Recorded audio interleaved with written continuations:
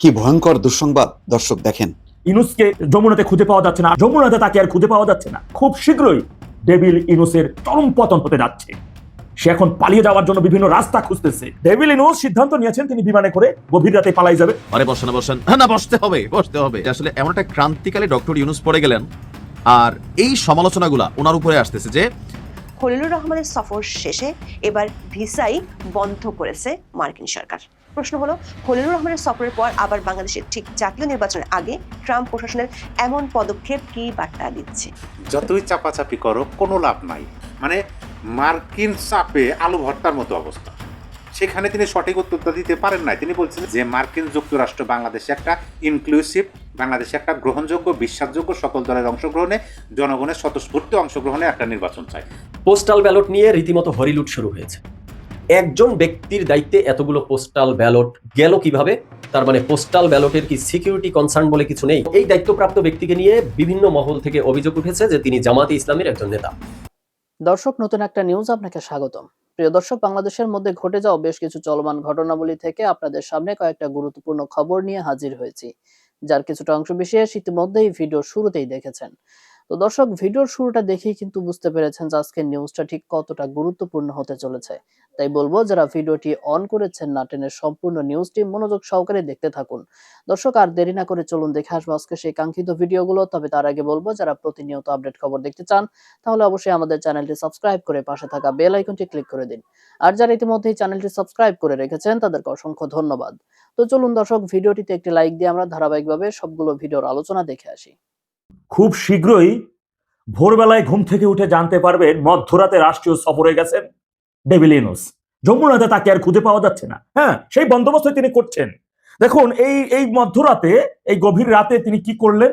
তিনি বিমানের পরিচালনা পর্ষদে উপদেষ্টা, একাধিক পদে থাকা, একাধিক দায়িত্ব থাকা তার অত্যন্ত ঘনিষ্ঠ বিশ্বস্ত ব্যক্তিদের বিমান পরিচালনা পর্ষদে নিয়োগ দিয়ে দিলেন। ভাই, কথা কিন্তু নিজে থেকে বানাইয়ে বলতেছি না। এই যে দেখেন, গণমাধ্যমে নিউজ আসছে এই কানারাইতে। নিউজটা ঠিক 15 মিনিট আগেই হাতে পেয়েছে, সাথে সাথে ভিডিও দেখুন। বিমানের পরিচালনা পর্ষদে ডক্টর খলিলুর রহমান সহ 3 জন। আমি যদি পোস্টারটা নিচে দিয়ে দিতেছি, অর্থাৎ ডেভিল ইনুস সিদ্ধান্ত নিয়েছেন তিনি বিমানে করে গভীর রাতে পালাই যাবে। আর এই কারণেই তিনি এর আগে মানে পালিয়ে যাওয়ার বন্দোবস্ত, সবাইকে তো বিশ্বাস করে না। আসিফ নজরুল এত পরিশ্রমী একজন মানুষ, এত সহজ সরল একজন ব্যক্তি, তাকে তো এই দায়িত্ব দেয় নাই। দিছে কারে? এই যে ধর্ষক, যুক্তরাষ্ট্রের নাগরিক রোজার রহমান ওরফে খলিলুর রহমান, উপদেষ্টা। এরপরে যে তৈয়ব, তারা টাকলা, অত্যন্ত, যেটা আপনার উনি অস্ট্রেলিয়ান নাগরিক, তাদেরকে অত্যন্ত ঘনিষ্ঠ। এই যে বস্ত্র করে লোকটা, এটা নাম তো তুমি ভুলে গেছে, সকল দেশদ্রোহীদের নাম, তোমার জঙ্গি দেশদ্রোহীদের নাম মনে থাকে না, এগুলো তো নতুন আসছে। তো এদেরকে দেখেন 3 জনকে কানারাত্রে কেন নিয়োগ দেওয়া হলো বিমানের পরিচালনা পর্ষদে? এরা তো একাধিক পদে রয়েছে, একাধিক মন্ত্রণালয় তাদের নিয়ন্ত্রণ করে। এক একজন ব্যক্তি 3-4টা মন্ত্রণালয় করে, এদের উপদেষ্টা 3-4টা মন্ত্রণালয় তারা নিয়ন্ত্রণ করে। এরপর আবার বিমানের পরিচালনা পর্ষদে। কারণটা কি? আমি এই ভিডিওর মাধ্যমে যদি বিমান বা এয়ারপোর্ট সংক্রান্ত এলাকায় যদি কোনো ব্যক্তি চাকরি করে থাকেন বা দেখে থাকেন, আপনাদের কাছে বিনয়ের সাথে অনুরোধ থাকবে, ডেভিল ইনুস যাচ্ছে বা যাইতেছে বা এমন কোনো আয়োজন চলতেছে দেখতেছেন যে ভিভিআইপি গেট সংরক্ষিত করা হচ্ছে, এমন কোনো কিছু আয়োজন সেখান থেকে চলছে, চুপিসারের কোনো কিছু সন্দেহজনক এমন কোনো কিছু হইলে কাউকে না পান অন্তত পক্ষে আমার সাথে যোগাযোগ করবেন, আমাকে জানাবেন তথ্য। আমার ইনবক্সে নিজের পরিচয় দিয়ে মেসেজ দিবেন, আমি আমার নাম্বার আপনাকে দিয়ে দেবো, কোনো সমস্যা নেই ভাইয়েরা আমার। কিন্তু অবশ্যই এই সকল দেশদ্রোহীদের কোনোভাবেই আমরা দেশ থেকে বাইরে যেতে দেব না, পালিয়ে যেতে আমরা দেব না। মনে রাখবেন, হলপ করে বলতেছি, খুব শীঘ্রই ডেভিল ইনুসের চরম পতন হতে যাচ্ছে। সে এখন পালিয়ে যাওয়ার জন্য বিভিন্ন রাস্তা খুঁজতেছে। এই কারণেই খুব তাড়াহুড়ো করে পাকিস্তানের সাথে বিমান চলাচল তিনি শুরু করেছেন। খুব তাড়াহুড়ো করে তার নির্দেশ দেওয়া, খুব চাপ সৃষ্টি করে তিনি সেটি করেছেন, আপনারা জানেন। আর এখন গভীর রাতে তিনি বিমান পরিচালনা পর্ষদে তার 3 জন উপদেষ্টাকে ঢুকাই দিলেন, বিশ্বস্ত উপদেষ্টাকে। তাই আপনাদের কাছে অনুরোধ থাকবে, যদি দেখেন এমন আয়োজন, তার মানে ওদের ক্ষমতার, আপনার তো ভয় কি আপনার চাকরি চলে যাবে, এই তো মেরে ফেলতে পারবেন ওই সময় মারতে পারবেন। যখন আয়োজন দেখবেন যে কালকে বা পরশু বা 2 ঘন্টা পর বা 3 ঘন্টা পর এমন হইতে যাচ্ছে, তার মানে আপনি বুঝতে পারবেন, তখন আর আপনাকে মারতে পারবেন না, চাকরি ও আর আপনার চাকরি দিতে পারবে না। কিন্তু আপনি এই কাজটা যদি করতে পারেন, এটা যদি করেন, তাহলে পরবর্তী রাষ্ট্রের জনগণ আপনাকে শ্রদ্ধা জানাবে। পরবর্তী অনারেবল প্রাইম মিনিস্টার, প্রেসিডেন্ট আপনাকে শ্রদ্ধা জানাবে। আপনি ভালোবাসার হৃদয়ে একজন আস্থাভাজন ব্যক্তি হয়ে থাকবেন দেশের জনগণের। এত কোটি কোটি মানুষের দোয়া। এই সকল দেশদ্রোহী জঙ্গিদের কোনোভাবেই আমরা দেশ থেকে বিতাড়িত হতে দেব না দেশ থেকে, কারণ ওদের কাছে দেশ ধ্বংসের নথি আছে। দেশের 7 লক্ষ কোটি টাকা তারা ঋণ করে ফেলেছে, আমাদের সব খোবলা করে নিয়েছে। এই অর্থ, দেশের গুরুত্বপূর্ণ নথি ধ্বংসের, এরা দেশ থেকে অন্য দেশে যখন পালাই যাবে, তখন সেই দেশে বসে ষড়যন্ত্র করে থাকবে এই দেশকে নিয়ে। জানেন, ইরানের একজন ওই যে কি আছে, সাবেক রাজার ছেলে নাকি, রাজপুত্র বলা হয়, সে বিদেশে বসে অন্য দেশে বসে ইরানের সম্পর্কে সে ষড়যন্ত্র করতেছে, উস্কে দিচ্ছে, এইগুলো তাই করবে, সেই ষড়যন্ত্র করবে। সুতরাং আমরা তাদের কিভাবে যেতে দিতে পারি না, তাদেরকে আটকাতে হবে। ও সকল প্রকার কৌশল অবলম্বন করতেছে ডেভিল ইনুস। একদিকে সংসদ নির্বাচন না, গণভোট নিয়ে সে বেশি রকমের তাড়াহুড়া করতেছে, কারণ এটি তার ও একটি, যদি এটা সে সফলভাবে করতে পারে তাহলে এই গণভোটের ৭২ সংবিধান বাদ হুট করে নিজেই আবার রাষ্ট্রপতি হয়ে যাবে, তাহলে মানে কি একটা নিঃশ্বাস নিয়ে ক্ষমতা বাইরে গেল, এমন চিন্তা। কিন্তু সেখান থেকে দেখতেছে খুব শীঘ্রই এটা ১৫-২০ তারিখের মধ্যে ফাইনাল হয়ে যাবে, তাই আবার পালিয়ে যাওয়ার রাস্তাও তৈরি করে নিতেছে। যদি এর মধ্যে না হয় তাহলে তো ভাবতেই হবে যে কোনো ভাবেই হোক না কেন দেশের জনগণ হয়তোবা খুব শীঘ্রই ভোরবেলাতে যেন আমাদের উঠে না শুনে যে ইনুসকে যমুনাতে খুঁজে পাওয়া যাচ্ছে না আর মধ্যরাতে তিনি রাষ্ট্রীয় সফরে চলে গেছেন, এমন হেডলাইন যেন না দেখতে হয়, সে যেন যেতে না পারে। তাকে দেশের প্রয়োজন, দেশের জনগণের জন্য, দেশের জন্য, আগামীর সোনার বাংলাদেশের জন্য ডেভিল ইনুসকে প্রয়োজন। প্রতিজন সদস্য, প্রতিজন দেশদ্রোহী জঙ্গিদের প্রয়োজন। আমাদের তাদের সাথে অনেক বোঝাপড়া আছে, অনেক কথা আছে, অনেক কথা জমে আছে, তাদের সামনে দাঁড়িয়ে আমরা বলবো, তাদের সামনে বসে আমরা বলবো। অনেক প্রশ্ন ভিতরে ঘুরপাক খাচ্ছে, যে প্রশ্নের কারণে শান্তি মতো ঘুম আসে না, সেই প্রশ্নগুলো করব। তাই ওদেরকে যেতে দেওয়া যাবে না কোনোভাবেই না ভাইরা আমার, যে কোনো মূল্যই হোক না কেন। আর এই জন্য বিমানের যারা রয়েছেন এয়ারপোর্ট এলাকায়, যারা কর্মরত রয়েছেন, আপনাদের উদরদর্শিতা, দেশপ্রেম মনে রাখবেন। পবিত্র কোরআন ছুঁয়ে শপথ বাক্য পাঠ করে পবিত্র ইউনিফর্ম পরে ওখানে গণপ্রজাতন্ত্রের কাজ করছেন, জনগণের চাকরি করছেন। আশা করি আপনারা সেই জায়গা থেকে ভূয়সী প্রশংসামূলক কাজ করবেন দেশের জন্য, দেশের জনগণের জন্য। যতই চাপাচাপি করো কোনো লাভ নাই। মানে হলো যে আপনি যতই শক্তি প্রয়োগ করেন, যতই খাটনাখাটনি করেন, শরীরের ঘাম জড়ান, কোনো লাভ নাই। নতুন কিছু হতে যাচ্ছে, আমি এই ভিডিওতে হিসাব মিলানোর চেষ্টা করব যে নতুন কিছু হওয়ার সম্ভাবনা কতটুকু। আর ডক্টর ইউনূসের যে চাপাচাপি, সেই চাপাচাপিটার ব্যর্থ চাপাচাপি, মানে ব্যর্থ পরিশ্রম। দেখেন, আওয়ামী লীগকে রিকনসিলিয়েশনের বিষয়ে মার্কিন কূটনীতিকদের প্রশ্নে যা বললেন প্রধান উপদেষ্টা, এটা আপনারা সবাই জানেন। কিন্তু আমরা যদি হিসাব মিলাইতে যাই তাহলে আমাদের একদিন আগে থেকে হিসাবটা মিলাইতে হবে। কারণ এটা হচ্ছে গতকালকে 14 জানুয়ারি। 14 জানুয়ারি মার্কিন প্রতিনিধিরা ডক্টর ইউনূসের সাথে বসছিলেন, আওয়ামী লীগ বিষয়ে কথা বলছেন, নির্বাচন বিষয়ে কথা বলছেন, আওয়ামী লীগের ফিরে আসা, রিকনসিলিয়েশন মানে পুনর্মিলন, মানে পুনরায় একত্রিত হওয়া, এ বিষয়ে কথা বলছেন। এখন তার আগের দিন 13 জানুয়ারি যে ঘটনাটা ঘটছে, আমরা ইতিমধ্যেই জানি যে নতুন মার্কিন রাষ্ট্রদূত ঢাকায় এসেছেন, তিনি শপথ গ্রহণ করছেন। আর 13 জানুয়ারি পররাষ্ট্র মন্ত্রণালয়ে নতুন মার্কিন রাষ্ট্রদূত, মানে আমাদের পররাষ্ট্র মন্ত্রণালয়ে নতুন মার্কিন রাষ্ট্রদূত, তার নাম হলো ব্রেন্ট ক্রিস্টেনসেন, পররাষ্ট্র মন্ত্রণালয়ে আসছেন। দেখেন মিলেন, ঘটনাটি মিলেন। 13 জানুয়ারি ব্রেন্ট ক্রিস্টেনসেন পররাষ্ট্র মন্ত্রণালয়ে এসছেন মার্কিন রাষ্ট্রদূত। তার 14 জানুয়ারি মানে একদিন পরে প্রধান উপদেষ্টার সাথে দেখা করলেন কারা? মার্কিন প্রতিনিধিরা। তারাও কিন্তু কূটনীতিক। এই যে ব্রেন্ট ক্রিস্টেনসেন মানে নবনিযুক্ত মার্কিন রাষ্ট্রদূত, তিনিও কূটনীতিক। আর যারা ডক্টর ইউনূসের সাথে দেখা করছেন তারাও কূটনীতিক। মানে কূটনৈতিক চ্যানেলের মাধ্যমে কিন্তু প্রধান উপদেষ্টার সাথে দেখা করছেন। এখন আসেন চাপাচাপি এবং নতুন সম্ভাবনা। নতুন সম্ভাবনার বিষয়টা বলি, চাপাচাপির বিষয়টাও বলি। এই যে প্রধান উপদেষ্টা ডক্টর মোহাম্মদ ইউনূস, তাকে যে বলা হয়েছে যে, আমি তার আগে আপনাদেরকে বলি, দেখেন প্রধান উপদেষ্টা প্রফেসর মোহাম্মদ ইউনূসের সঙ্গে সৌজন্য সাক্ষাৎ করেছেন ডোনাল্ড ট্রাম্প প্রশাসনের দায়িত্ব পালনকারী যুক্তরাষ্ট্রের দুই সাবেক জ্যেষ্ঠ কূটনীতিক আলবার্ট গোম্বিস ও মর্স ট্যান। আমি বললাম না যে কূটনীতিক মহল, তারাও কূটনীতিক, জ্যেষ্ঠ কূটনীতিক। এখন তারা গিয়া বলছেন যে, দেখেন আপনি তো প্রধান উপদেষ্টা বর্তমান অন্তর্বর্তী সরকারের, আপনি যেভাবে এই নির্বাচনটা অনুষ্ঠিত করতে যাচ্ছেন, সেই নির্বাচন তো আদৌ বহির্বিশ্বে গ্রহণযোগ্যতা পাবে না। বিশেষ করে ট্রাম্প প্রশাসন, আমাদের যে প্রেসিডেন্ট আছেন, তিনিও বলছেন যে একটা ইনক্লুসিভ নির্বাচন হতে হবে, বিশ্বাসযোগ্য নির্বাচন। সেই মাফিক তো নির্বাচন হচ্ছে না। তো আপনারা এই বিষয়ে কী ভাবতেছেন? আপনারা যেভাবে এগোচ্ছেন সেইভাবে কি নির্বাচনটা করতে যাচ্ছেন, নাকি আপনারা রিকনসিলিয়েশন করতে চান, পুনর্মিলন, পুনরায় একত্রিত হতে চান? তখন কি বলছে প্রধান উপদেষ্টা? দেখেন ওইখানেই চাপাচাপের বিষয়টা আছে। মানে মার্কিন চাপে আলু ভর্তার মতো অবস্থা। সেখানে তিনি সঠিক উত্তরটা দিতে পারেন নাই। তিনি বলছেন যে, দেখেন 24 জুলাই আগস্ট আন্দোলনে আওয়ামী লীগ যে কাজগুলো করছে, সেই কাজগুলোর জন্য তো তাদের অনুশোচনা থাকতে হবে। দেখেন আওয়ামী লীগের কথাগুলো তারা বলতেছে, অথচ এখানে কিন্তু তাদের এই কথা বলার মানে এই কথা কিন্তু তাদের বলার কথা না। বলতেছে আওয়ামী লীগের মধ্যে আপনি দেখেন, এই যে 1.5 বছর অতিক্রম হয়ে গেল, শুধু আওয়ামী লীগের নেতার মধ্যেই না, আওয়ামী লীগের নেত্রীর মধ্যেই না, যারা প্রথম সারিতে থাকেন তাদের মধ্যেই না, তৃণমূলের কর্মী বরাবর পর্যন্ত আজ পর্যন্ত তাদের মধ্যে কোনো অনুশোচনা নেই, অনুতপ্ত নেই। কিসের অনুশোচনা থাকবে, কিসের অনুতপ্ত থাকবে? ওই যে দোষ চাপানো হইতেছে যে এই যে জুলাই আগস্ট আন্দোলনে যা কিছু হয়েছে সকল কিছুই মানে তার দায়, আওয়ামী লীগের দায়, শেখ হাসিনার দায়। তাহলে এই বিষয়গুলো তাকে নিজের মনের মধ্যে অনুতপ্ত আনতে হবে, অনুশোচনা আনতে হবে। তারপরে নয় পুনর্গঠন, পুনর্মিলনী বা পুনরায় একত্রিত হওয়ার বিষয় আসবে। এই উত্তরটা তিনি দিলেন, কিন্তু এইখানে উত্তরটা অন্যভাবেও তিনি দিতে পারতেন। এইটা হচ্ছে সাইরা দেমা কাঞ্জাবাসী, কারণ তিনি পারতেছেন না।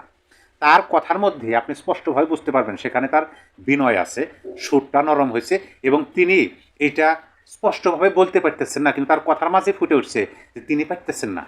তিনিও চাচ্ছেন যে আওয়ামী লীগ সহ একটা নির্বাচন হোক, কারণ আওয়ামী লীগ ছাড়া যদি নির্বাচন হয় ইতিহাসে কোন পাতায় তার নাম উঠবে এটা তিনিও বুঝতেছেন।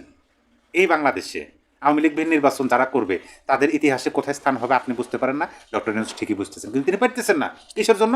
একটা মহল আছে, যে মহলটা ব্যাপকভাবে এখন উজ্জীবিত আছে। তারা ব্যাপকভাবে ডক্টর ইউনূস সরকারকে প্রভাবিত করতে পারতেছে এবং তারা এমনভাবে কথা বলে যে এই সরকার তারাই নিয়োগ করছে, তারাই স্টেক হোল্ডার, তারাই সব কিছু, তাদের বিরুদ্ধে যদি কিছু করা হয় তাদের গাদ্দারি করা হবে, এরকম একটা দৌড়টানায় পড়ে গেছে, যার কারণে তিনি নরম সুরে ওই কথাগুলো বললেন। এখন এই কথাগুলো তারা দেখেন এখন পর্যন্ত, আমি যে সময় ভিডিও করতেছি সেই রাজাকার মহলে এখন পর্যন্ত উত্তপ্ত হতে আমরা দেখি নাই, তবে সম্ভাবনা নাই মনে হয়, কারণ তারাও সেরকমই চায়। কারণ ওই যে নিজেদের দোষ ঢাকার জন্য অন্যের উপর দোষ চাপিয়ে তাদের দিয়ে ক্ষমা চাইয়ে নিজেদের দোষটা ঢাকতে চায়, কিন্তু সেটা কি কোনোভাবে সম্ভব না। আমি আপনাকে বলি, দেখেন আওয়ামী লীগের প্রতিটা নেতা কর্মী, সমর্থক এবং নেতৃত্ব প্রদানকারী নেতা তাদের প্রত্যেকের বক্তব্য শুনবেন, একই সুর, একই কথা, একই টিউন, যে এই যে হয়েছে এই সকল কিছু ডক্টর ইউনূস নিজের মুখে স্বীকার করছে। ম্যাটিকুলাস ডিজাইন, তার মাস্টার মাইন্ডও স্বীকার করছে। তাহলে তারা যদি ম্যাটিকুলাস ডিজাইনের মাধ্যমে সকল কিছু করে থাকেন এবং তার প্রমাণও তারা করছেন, কিভাবে প্রমাণ করছেন? জুলাই আগস্ট আন্দোলনে যা কিছু হয়েছে সকল কিছু ইন্ডিমনিটির দায় মুক্তি দিচ্ছেন, শুধু বিচার হবে আওয়ামী লীগের আর পুলিশ বাহিনীর, আর কারো বিচার হবে না। পুলিশকে মারছে তাদের বিচার হবে না, ওই ভবনকে বিনষ্ট করছে তাদের বিচার হবে না, বিচার হবে আওয়ামী লীগের, বিচার হবে পুলিশ বাহিনী। পুলিশ কারা? আওয়ামী লীগের কথা মতো গুলি চালাচ্ছে। হ্যাঁ, এইটা তারা আগেই প্রমাণ করছে যে সকল কিছু ম্যাটিকুলাস ডিজাইনের মাধ্যমে হয়েছে। এখন ম্যাটিকুলাস ডিজাইনের মাধ্যমে যদি তোমরা করে থাকো তাহলে দোষ কেন আমাদের উপর চাপ? আর এই দোষকে আমরা মেনে নেব? অসম্ভব, কোনোভাবেই সম্ভব না। আপনি দেখেন তো প্রতিটা আওয়ামী লীগের নেতাকর্মীর বক্তব্য ঠিক এই বক্তব্যই তারা দেন, মানে এটা সম্ভব না। এখন এইটা এইভাবে বলে তারা মানে কোনো রকম তারাও চাচ্ছে। দেখুন অপর পাশে আমি আপনাদেরকে আর একটা কথা বলি, আমি ওই ভিডিওতে বলছি যে লণ্ঠিত অস্ত্র উদ্ধার না হওয়া পর্যন্ত জাতীয় নির্বাচন স্থগিত চেয়ে রিট, মানে যে অস্ত্রগুলো হয়েছে এই বিষয়ে একটা ভিডিও দিচ্ছি। সকল কিছুর দিকে আপনি একটু তাকান, নতুন কিছু হওয়ার সম্ভাবনা, নতুন কিছু হতে যাচ্ছে এরকমই আমার কাছে মনে হয়। এই সরকার অর্থাৎ আওয়ামী লীগ সরকার যখন ক্ষমতাচ্যুত হলো, মানে এই সরকারকে কারা আনছে এটা আমরা জানি। জো বাইডেন প্রশাসন, তখন রাষ্ট্রদূত কে ছিল? মার্কিন রাষ্ট্রদূত পিটার হাস। তারপরে আগমন ঘটলো 5ই আগস্টের আগ মুহূর্তে আগমন ঘটলো কার? এই বাংলাদেশে ডোনাল্ড লো। এখন ডোনাল্ড লো দেখি ভারতের সাথে মিটিং করে, পিটার হাস আইসেন ও গেট আউট হয়ে গেছে। নতুন যিনি আইসেন তিনি তো আওয়ামী লীগের শাসনামলের তখন রাষ্ট্রদূত হিসাবে দায়িত্ব পালন করে গেছেন। তখন তো তিনি দেখছেন যে বাংলাদেশের পরিবেশ পরিস্থিতি কী। আর তিনি যে এখন আসছেন এখনও তার একটা এজেন্ডা আছে। কি এজেন্ডা আছে? মার্কিনীদের এজেন্ডা হলো সবার আগে নিজের স্বার্থ, তারা নিজের স্বার্থটা আগে দেখে। এখন এসে দেখতেছে যে ডক্টর ইউনূস সরকার চীনের সাথে ড্রোন চুক্তি করতেছে, তাও আবার 2-1 টাকা না, 600-650 কোটি টাকার চুক্তি করতেছে। এইটা তো তারা মেনে নিতে পারবে না। কেরে বেটা বসালাম তোমারে আমরা, আর তুমি আমাদের শত্রু চীনের সাথে গিয়ে হাত মেলাও, অসম্ভব। দেখেন নিজেদের স্বার্থ তারা দেখবে। এবং পাশাপাশি এই যে সারা বিশ্বব্যাপী একটা ঘোষনাম হয়ে গেছে, একটা যে বদনাম হয়েছে যে মার্কিন যুক্তরাষ্ট্র বাংলাদেশের ক্ষমতা পরিবর্তন ঘটাইছে নিজেদের অর্থ ব্যয় করে, এবং সেই ক্ষমতা পরিবর্তন ঘটায় দেশটাকে দেখে একেবারে জাহান্নাম বানিয়ে দিচ্ছে। এই কথাটা মনে রাখেন। মার্কিন নতুন রাষ্ট্রদূত, তার নামটা যদি আবার একটু আমি বলি, মার্কিন নতুন রাষ্ট্রদূত ব্রেন্ট ক্রিস্টেনসেন, তিনি যে আসছেন অবশ্যই তিনি বাংলাদেশে, আমরা জানি যে মার্কিনীরা বাংলাদেশে একটা কি বলে বলয় তৈরি করে, তাদের একটা আধিপত্য তাদের বিস্তার করার চেষ্টা করে, সেটা শুরু হয়ে গেছে। তবে এইটা স্পষ্ট কথা যে মার্কিন যুক্তরাষ্ট্র বাংলাদেশে একটা ইনক্লুসিভ, বাংলাদেশে একটা গ্রহণযোগ্য, বিশ্বাসযোগ্য, সকল দলের অংশগ্রহণে, জনগণের স্বতঃস্ফূর্ত অংশগ্রহণে একটা নির্বাচন। দর্শক, একদিন আগেই আমেরিকার নতুন রাষ্ট্রদূত ক্রিস্টেনসন তিনি বাংলাদেশে এসেছেন, বাংলাদেশে পররাষ্ট্র সচিবের সঙ্গে দেখা করেছেন। আজকে তার মহামান্য রাষ্ট্রপতির সঙ্গে দেখা করে তার পরিচয়পত্র পেশ করার কথা। এই ঘটনাগুলো যখন জানি তখন একদিনের মধ্যে, তার আসার একদিনের মধ্যেই আমেরিকা থেকে এক আদেশ জারি হয়েছে। সেই আদেশে দেখা যাচ্ছে যে বেশ কিছু দেশের নাগরিকদের জন্য আমেরিকার ভিসা বন্ধ করে দেওয়া হয়েছে, তার মধ্যে বাংলাদেশও অন্যতম। অর্থাৎ বাংলাদেশের কেউ আমেরিকার ভিসা এখন যদি চাই তাহলে পাবেন না, আমেরিকায় যাওয়ার আর উপায় নেই বাংলাদেশের। তবে সেটাকে বলা হচ্ছে আপাতত। আপাতত হোক, একদিনের জন্য হোক, 1 ঘন্টার জন্য হোক, যে কয়েকটা দেশের ভিসা বন্ধ করে দেওয়া হয়েছে তার মধ্যে বাংলাদেশের নাম কেন গেল? তার মানে যে এত কূটনৈতিক কর্মকাণ্ড করা হচ্ছে, আমাদের ডক্টর খলিল তিনি বারবার ছুটে যাচ্ছেন আমেরিকাতে এবং আশাবাদ ব্যক্ত করা হচ্ছে, নানা রকমের আশাবাদ। এমনকি আমরা দেখেছি যে গাজাতে মার্কিন বাহিনীর সঙ্গে বাংলাদেশের বাহিনী যুক্ত হয়ে সেখানে কাজ করবে, সেরকম একটা ব্যাপারেও বাংলাদেশ রাজি হয়েছে। সেটা নিয়ে বাংলাদেশের সেনাবাহিনীর সঙ্গে সরকারের মনোমালিন্য হয়েছে, এরকম খবরও চতুর্দিকে ভেসে বেড়াচ্ছে। সেরকম একটা পর্যায়ে কেন আমেরিকা যে দেশগুলোর ভিসা স্থগিত করে দিল সেই দেশগুলোর মধ্যে বাংলাদেশকে রাখলো? এই তালিকায় বাংলাদেশের অবস্থান কেন হলো? এবং আমেরিকার মিত্র হিসেবে বর্তমানে পরিচিত পাকিস্তানও কেন এই তালিকায় আছে? বাংলাদেশ এবং পাকিস্তানের নাম কেন পাশাপাশি রয়েছে? বাংলাদেশের সঙ্গে পাকিস্তানের মিত্রতা দেখছি, পাকিস্তানের সঙ্গে আমেরিকার মিত্রতা দেখছি, আমেরিকা পাকিস্তানের ভিসা বন্ধ করছে, বাংলাদেশের ভিসাও বন্ধ করে দিচ্ছে। এরকম অবস্থা কেন হলো? ইন্ডিপেন্ডেন্ট টেলিভিশনের শিরোনামটা দেখুন, সেখানে বলা হচ্ছে আগামী সপ্তাহ থেকেই বাংলাদেশ, পাকিস্তান সহ 75 দেশের জন্য মার্কিন ভিসা স্থগিত। সেখানে বলা হচ্ছে যে যুক্তরাষ্ট্র সরকার 75টি দেশের জন্য সব ধরনের ইমিগ্রেন্ট ভিসা প্রসেসিং স্থগিত করে দিয়েছে। এর মধ্যে বাংলাদেশ, পাকিস্তান সহ আফগানিস্তান রয়েছে, কুয়েত রয়েছে, সোমালিয়া রয়েছে, Iran, Russia, Thailand, Nigeria, Yemen, Iraq, Brazil, আরও অনেক দেশ রয়েছে। তবে সেই তালিকায় ভারতের নাম নেই। এটা একটা বড় ব্যাপার। আফগানিস্তান ভারতের মিত্র, আফগানিস্তানের নাম আছে, পাকিস্তানের নাম আছে, বাংলাদেশের নাম আছে, ইরান, রাশিয়ার নাম রয়েছে। এই ব্যাপারগুলো মেলানো খুব মুশকিল। তার মানে আমাদের কূটনৈতিক সম্পর্ক ভারতের সঙ্গে খারাপ, আমেরিকার সঙ্গেও যে খারাপ, এটা এখন একেবারে পরিষ্কার প্রতীয়মান হচ্ছে যখন কিনা আমেরিকার নতুন রাষ্ট্রদূত ক্রিস্টেনসন বাংলাদেশে অবস্থান করছেন এবং তার এই অবস্থানকে কেন্দ্র করে নানা রকমের কথা শোনা যাচ্ছে। গতকালকেই মার্কিন 2 কূটনীতিবিদের সঙ্গে আমাদের প্রধান উপদেষ্টা মিটিং করেছেন, সেখানে মার্কিন পক্ষ থেকে বলা হয়েছে, আওয়ামী লীগ ইস্যুতে কথা বলা হয়েছে। নতুন করে মার্কিন কর্তৃপক্ষ আওয়ামী লীগ ইস্যুতে যখন কথা বলছে, সেদিনই রাতে খবর আসছে যে বাংলাদেশের ভিসা বন্ধ আমেরিকাতে। ফক্স নিউজ এই তথ্যটা নিশ্চিত করেছে। ফক্স নিউজ বলছে আগামী 21 জানুয়ারি থেকে এই স্থগিত কার্যক্রম শুরু হবে এবং পুনঃমূল্যায়ন না হওয়া পর্যন্ত অনির্দিষ্টকাল ধরে এই স্থগিতের ব্যাপারটা চলবে। যুক্তরাষ্ট্রের স্টেট ডিপার্টমেন্ট কনসুলার অফিসারদের নির্দেশ দিয়েছে তারা পাবলিক চার্জ আইনের অধীনে ভিসা আবেদনকারীদেরকে সমালোচনার ভিত্তিতে বাতিল করতে পারবেন। বিশেষজ্ঞরা বলছেন এই সিদ্ধান্ত আন্তর্জাতিক ভ্রমণ, শিক্ষা ও ব্যবসায়িক বিনিময়ের উপরে বড় প্রভাব ফেলবে। বাংলাদেশ ও পাকিস্তান থেকে বহু মানুষ মার্কিন ভিসা নিয়ে পড়াশোনা, চিকিৎসা ও বাণিজ্যিক কাজে যান। এখন তাদের যাত্রা স্থগিত হবে এবং আবেদনকারীদের নতুন নিয়ম অনুযায়ী যাচাই বাছাইয়ের মুখোমুখি হতে হবে। এবং গণমাধ্যমেও বাংলাদেশের নাম, পাকিস্তানের নাম পাশাপাশি আলোচনা করা হচ্ছে। যখন কিনা আমরা জানতাম যে ভারতের সঙ্গে আমেরিকার সম্পর্ক খুব একটা ভালো যাচ্ছে না, সেই ভারতকেই আমেরিকা এবার আস্থায় এনেছে। এই তালিকায় ভারতের নাম নেই।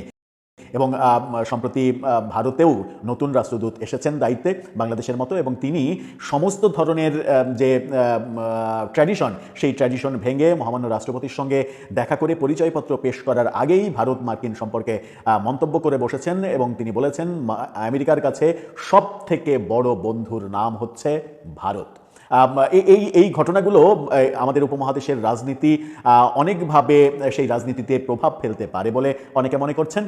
এবং সাম্প্রতিককালে ইরানে যে ঘটনাগুলো ঘটছে, সেই ঘটনাগুলোর প্রেক্ষাপটে ইরান, রাশিয়ার সাথে বাংলাদেশ এবং পাকিস্তানকে জুড়ে দেওয়া, পাকিস্তানের সঙ্গে আমেরিকার সম্পর্ক, বন্ধুত্ব, এগুলোতে আবার ফাটল ধরল কিনা, ভারতের সঙ্গে নতুন বন্ধুত্বের কৌশলে, সেটা এখন একটা বড় ব্যাপার। দর্শক, তাহলে আমাদের সরকার কি করছে? আমাদের সরকার এত যে স্বপ্ন দেখালো, সেই স্বপ্নের মধ্যে মার্কিনীদের নিয়েও একটা বড় স্বপ্ন রয়েছে। মার্কিনীদের সঙ্গে বাণিজ্য ঘাটতি মেটানোর জন্য বেশি দামে গম কেনার সিদ্ধান্ত বাস্তবায়িত হয়ে গেছে অলরেডি, বোয়িং কেনার অর্ডার দিয়েছে। সেই সব ব্যাপারগুলো কোন দিকে যাচ্ছে আদতে? তো দর্শক, দেখলেন আজকের সবগুলো ভিডিও।